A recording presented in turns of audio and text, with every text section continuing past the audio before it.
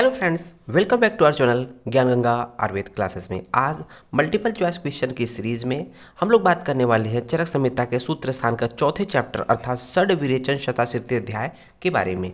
तो यहाँ पर देखेंगे कि इस चैप्टर में जो भी मल्टीपल चॉइस क्वेश्चन बन सकते हैं उसके बारे में बात करेंगे। तो यहाँ जैसा कि चैप्टर का नाम है, इस पर ही एक प्रश्न बन जाएगा एक या दो कि षड विरेचन शताशीति अध्याय अर्थात विरेचन के कितने योग, 600 योग। षड मतलब 6, शता मीन्स 100 अर्थात 6 गुणे 100 अर्थात 600 विरेचन के योग। अगर पूछा जाए विरेचन के कुल कितने योग होते हैं तो पहला जवाब होगा 600 योग होते हैं।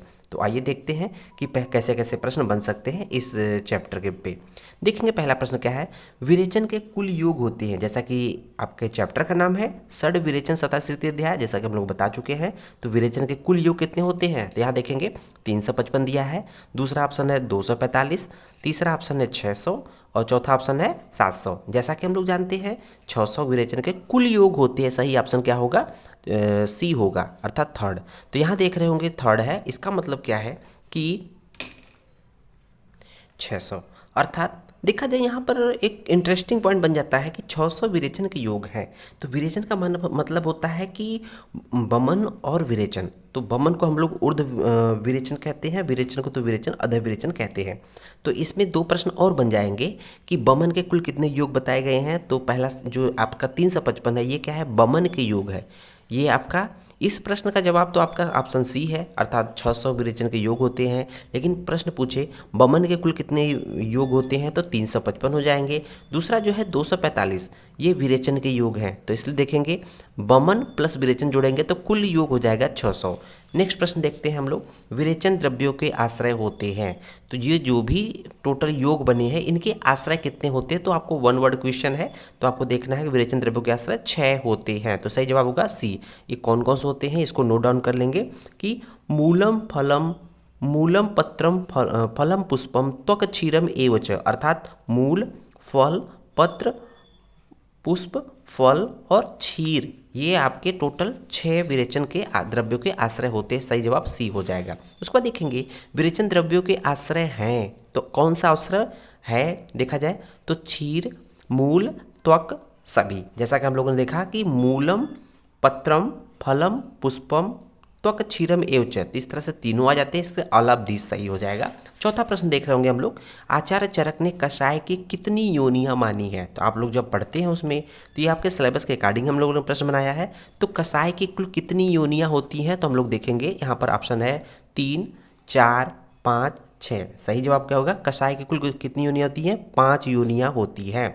कौन सी कषाय की योनि नहीं होती है तो हम लोग देखते हैं कौन कौन से पहले होती है। तो हम लोग जानते हैं कि टोटल 6 रस होते हैं, 6 रसों में एक रस का योनि नहीं मानी गई है अर्थात मधुर कषाय, अम्ल कषाय, लवण कषाय नहीं माना गया है, बाकी सभी माना गया है। तो देखेंगे लवण कषाय नहीं माना गया है, लवण कषाय की योनि नहीं माने गया है, ठीक है। बाकी अम्ल कषाय, मधुर, अम्ल, लवण छोड़कर कटु, तिक्त, कषाय, कषाय ये क्या है, लवण की योनियां होती हैं। टोटल योनियां कितनी होती है, 5 होती है।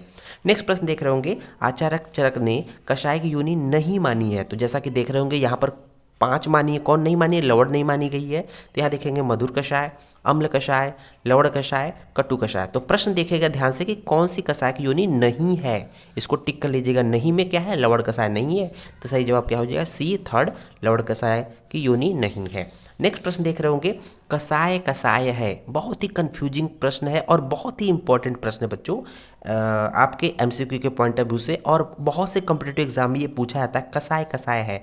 तो बच्चे देखकर परेशान हो जाते हैं। तो एक्चुअल में कषाय क्या है, हमने देखा कि कषाय की योनि मधुर कषाय, अम्ल कषाय, लवण को छोड़कर कटु कषाय, तिक्त कषाय और लास्ट में कषाय क्या है, ये कषाय की योनि है। तो यहाँ ऑप्शन देखेंगे, विरेचन आश्रय नहीं, कषाय की योनि बिल्कुल सही जवाब। कषाय क्या है, कषाय की योनियां में 5 योनियों में से एक कषाय भी होता है। नेक्स्ट प्रश्न देख रहे होंगे बच्चों कि आचार्य चरक ने कषाय की कितनी कल्पनाएं मानी है। तो कषाय की कितनी कल्पनाएं मानी है, यहाँ पर देखेंगे ऑप्शन पहला है 3, दूसरा है 5 कल्पनाएं हैं, तीसरा है 4 कल्पनाएं हैं, तीसरा है 5 कल्पनाएं हैं और चौथा है 6 कल्पनाएं हैं। तो आचार्य चरक ने अगर बात करें तो चरक ने कुल 5 कल्पनाएं मानी है। स्वरस कल्क हिम क्वात, स्वरस कल्क श्रित क्वात हिम फांड, तो ये 5 टोटल कषाय की कल्पनाएं मानी है। फिर देखेंगे नेक्स्ट प्रश्न, आचार्य चरक ने कषाय की कल्पना नहीं मानी है, तो कौन सी कल्पना नहीं मानी है? देखेंगे स्वरस मानी है, कल जो कल्पना होती है वो मानी है, क्वाथ मानी है, क्षीर नहीं मानी है। क्षीर किसने मानी है? क्षीर अगर माना है तो सुश्रुत ने मानी है।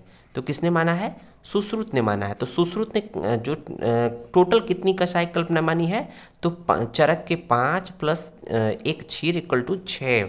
तो कषाय की कल्पना अगर पूछे सुश्रुत के अकॉर्डिंग, जहाँ पर चरक दिया है अगर सुश्रुत देता तो ऑप्शन आपका डी हो जाता, बट यहाँ चरक दिया है, चरक ने कषाय कल्पनाएं 5 ही मानी है। तो इस तरह से उन्होंने देखा कि क्षीर जो है सुश्रुत ने मानी है, तो ये क्षीर सुश्रुत ने मानी है, चरक ने नहीं मानी है।